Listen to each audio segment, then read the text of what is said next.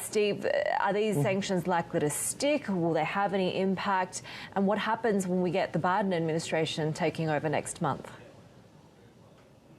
Well, it's kind of the big underlying question, isn't it, right? Joe Biden has said that he will keep up the pressure on Beijing over its crackdown here in Hong Kong, but would not necessarily take unilateral measures like the Trump administration has. So we really don't know yet how the Biden administration is going to handle or tackle the issues with China and whether the sanctions will continue.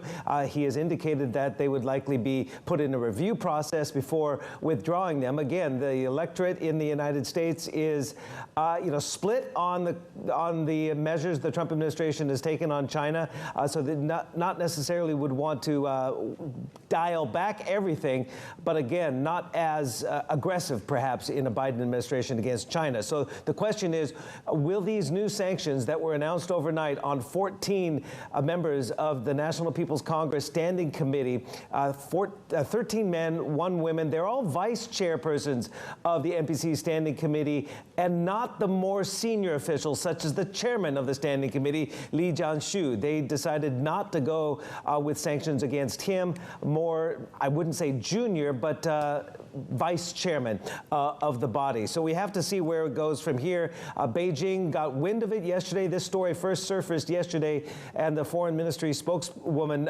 did say, again, reiterating their stance all along, that they would have countermeasures if this came to fruition and if the United States continues down the wrong path. I find it interesting, though, that the United States chose not to sanction Li Jianshu, the most senior member of the Standing Committee of the National People's Congress, because if you remember, previously, Beijing had done some countermeasures as well with sanctions of their own against U.S. officials, but not direct members of the Trump White House. They were more congressmen and other individuals of NGOs that were sanctioned. Perhaps the Trump administration is realizing that they are indeed going to be in the private sector in a little over a month from now, and that those reverberations, if they were counter-sanctioned, could bite them. Yeah, that was a very interesting choice, right, of people that were sanctioned. But we also have, Steve, more details about the freezing of bank accounts tied to exiled former Hong Kong lawmaker Ted Hui. What do we know? Yeah, Ted Hui, this is a story that's been developing over several days. He is a former lawmaker here in the Legislative Council who did flee to the United Kingdom.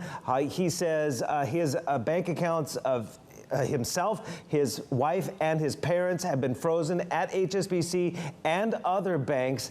And that we did yesterday, the senior police superintendent in charge of the National Security Law Department of the Hong Kong Police did confirm that the request to freeze the accounts was part of an investigation into Ted Hui's crowdfunding efforts. There are allegations, perhaps, of money laundering tied to that and alleged collusion with foreign forces.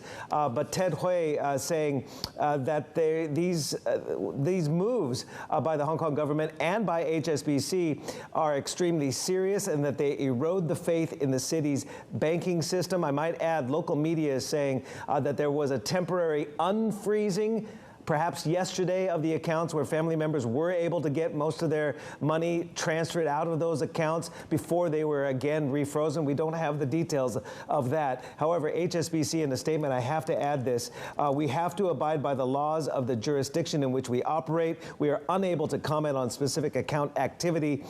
We are disappointed to see circumstances being misrepresented.